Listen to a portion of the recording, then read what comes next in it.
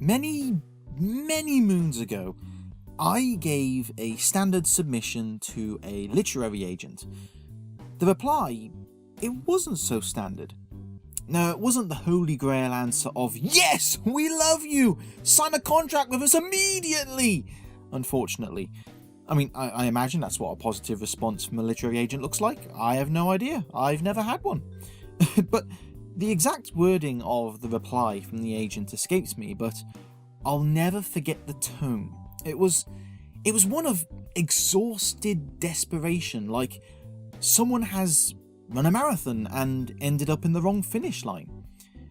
While she liked what I had submitted, it was Tick by the way, she craved for something that was high octane, high drama, high stakes, characters that burst off the page, the works. And Tick wasn't showing that. Well, to be specific, the opening 3 chapters of Tick weren't showing that. I did offer a second submission to the poor agent, one that I thought was more up their street, but I've never heard back from them. I presume they must have spontaneously combusted out of boredom or lack of high-octane action. It was very disappointing for me, not just because I felt like I was starting to make an inroad with an agent, but also because this agency, well, they're famous for a certain series of books, possibly the most famous series of books from the modern age. Yes, that series. And that book series sure didn't burst out of the gates with high octane, high drama, high stakes and characters that burst off the page, that's for sure. But most worrying of all is how this agent gave a very real glimpse into what is a trend in the writing world, something that I call first chapter frenzy. Now, first chapter frenzy is the desire, both from the agents and the writers, for a faster paced, more explosive, adrenaline-fueled opening.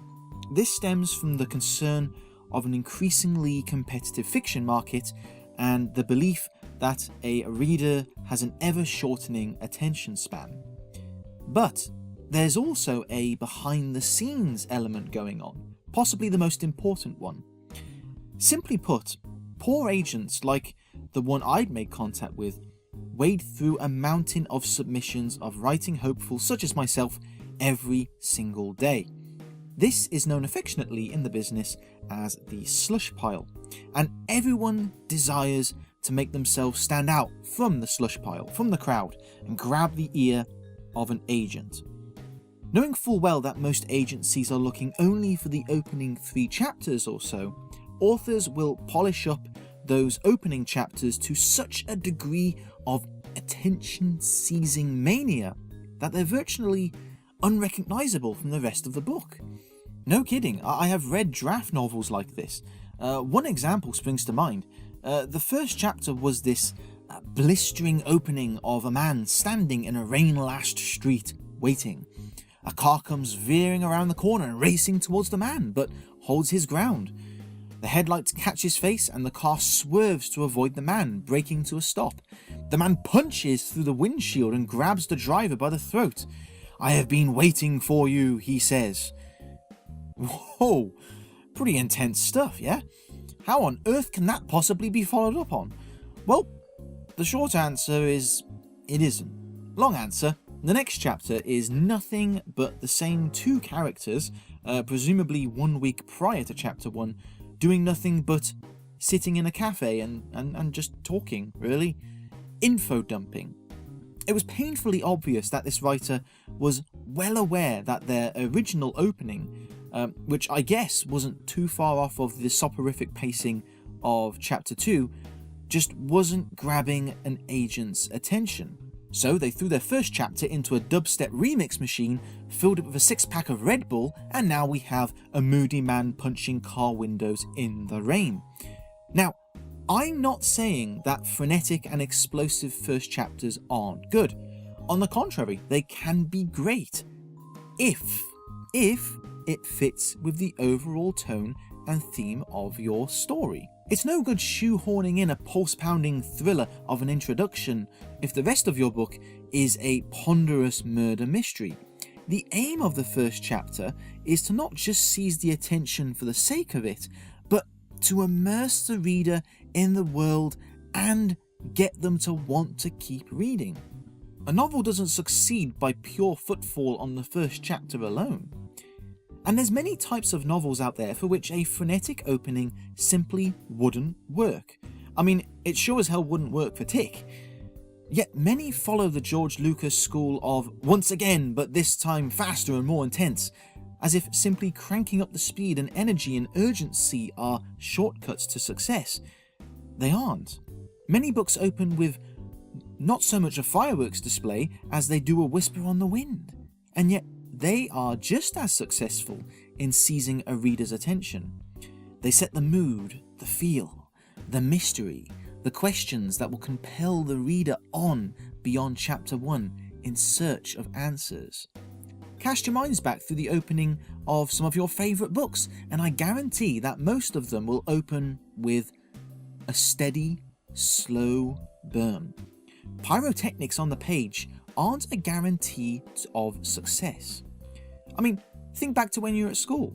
Think of that teacher who was able to hold the entire class in rapt attention, and yet they barely raised their voice above a normal speaking volume.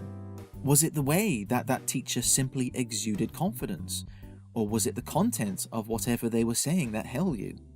Whatever it was something that didn't need to be shouted from a megaphone through a smoke and laser show.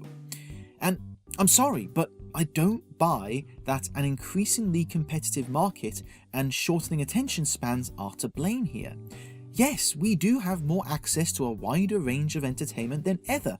The audience have the luxury to be choosy these days. But that doesn't mean we need to be increasingly desperate in our methods to hold our readers' eyeballs. A good story speaks for itself. Let's not insult our readers by thinking they cannot possibly go for more than 3 pages without some sort of action scene, otherwise they're going to disappear to YouTube. No, this whole idea of the ever-shortening attention span is pure myth. Do not fear the quiet, calm moments of your book. In fact, some of my favourite moments in books are when characters are given space to just simply be, develop, interact with the world around them. These aren't just holes in the pacing or places of exposition, but vital moments where the story you're weaving enriches itself. And moreover, they're just simply relaxing. A breath of fresh air in the book. Take pride in having them in your writing and the fact that you feel you can trust your readers, that they don't need to be kept excited on every page. First chapter frenzy demands that your opening is a veritable supernova. You may feel the need to compete against the greats, against an already overcrowded mass of other books, but do not feel pressure to shout louder and write a high-octane, high-drama, high-stakes characters that burst off the page opener. Amidst the noise, the reader is attracted to the writer, who offers calm shelter and quietly goes about weaving them a captivating story, free of the frenzy. And that's it for today's Off the Shelf. Thank you very much for listening. The written version of this is on my website, the link of which is in the description below, along with links to all of my other media, blogs, and also my Patreon if you wish to support my work. Thank you very much, and I will see you next time. Bye bye.